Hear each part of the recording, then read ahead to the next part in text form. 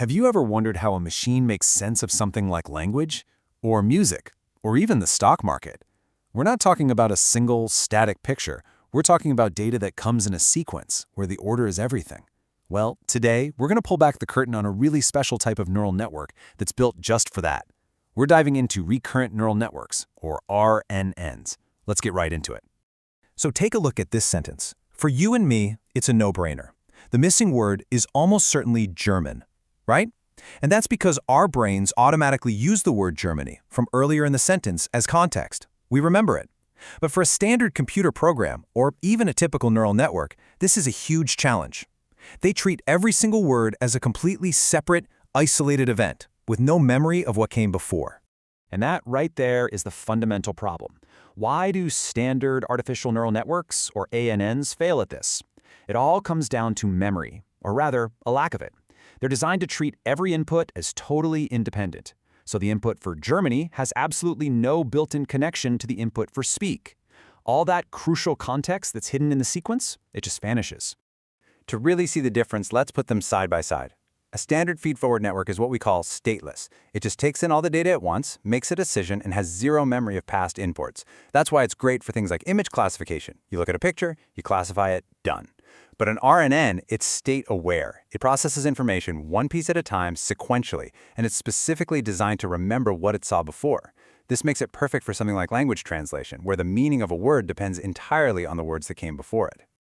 Okay, so if the problem is a lack of memory, how do we fix it? How do we build a network that can remember? Well, the solution that RNNs bring to the table is actually beautifully simple. It's all about one key idea, a loop. This loop you see here, this is the absolute heart of an RNN. It's like an information highway. The network processes an input, and then part of its output is fed right back into itself to be used in the very next step. This is literally how the network passes information from one moment in time to the next. It's how it remembers. And that chunk of information that gets passed through the loop has a special name, the hidden state. The easiest way to think about it is as the network's short-term memory. It's just a vector of numbers, but it holds a compressed summary of everything the network has seen in the sequence so far. This hidden state is the memory of the RNN. Now, that little loop diagram is a great way to show the concept, but to really understand how it works in practice, we need to visualize it a bit differently. We do something called unrolling the network through time. It sounds complicated, but all it really means is we imagine making a copy of the network for every single element in our sequence, creating a kind of chain. Let's walk through a quick example, like the phrase, "What time is it?" At the first time step, the network takes in the word what and produces a hidden state. Okay, simple enough. But then for the second step, it takes in two things, the new word, time, and the hidden state from that first step. This process just keeps repeating. For the word is, it takes in is plus the memory of what time. Each step gets the next word and the summarized memory of everything that came before. Now here's a really crucial point. Even though we draw it out as this long chain, it's not a bunch of different networks. It's the exact same network, with the exact same weights, being used over and over again at every single step. This sharing of weights is what makes RNNs so incredibly efficient, and it guarantees that the output at the very end is influenced by every single input from the beginning. All right, so that's the theory, but where do these things actually show up in the real world? The truth is, you're probably using them every single day without even realizing it. You know when Gmail tries to autocomplete your sentence? That's an RNN at work, using the context of what you've already typed. When you talk to Siri or Alexa, an RNN is processing the sequence of sounds you're making to figure out the words. And of course, something like Google Translate absolutely needs the context of an entire sentence to work properly. All these technologies are powered by the memory that's built right into RNNs.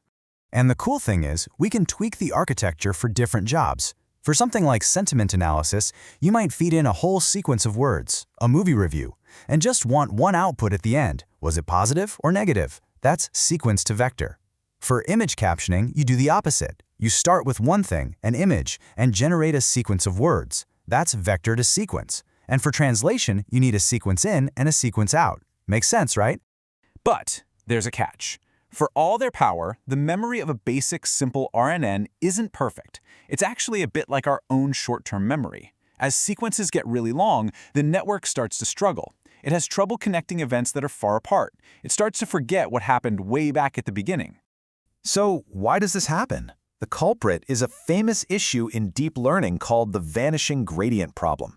During training, the network looks at its mistake at the end and sends an error signal backward through time to adjust its weights. Think of it like a message being passed down a long line.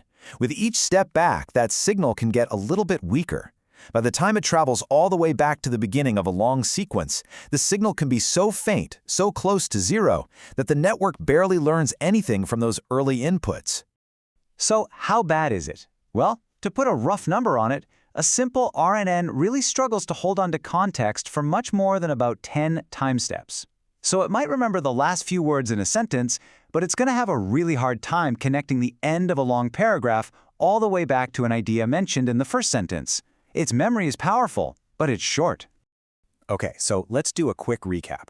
Standard networks, no memory, so they're terrible for sequences. RNNs solve this using a clever loop and a hidden state that acts as memory. They process data one step at a time, efficiently sharing weights across the whole sequence. But, and this is a big but, that brilliant memory mechanism also has a key weakness. It's short-term. And that leaves us with a huge, important question. If a basic RNN can't even remember past 10 words or so, how in the world do we build AI that can understand the full context of an entire book or a long conversation? How do we give it long-term memory? Well, that's the exact challenge that led to the development of much more advanced and powerful architectures, like LSTMs and GRUs.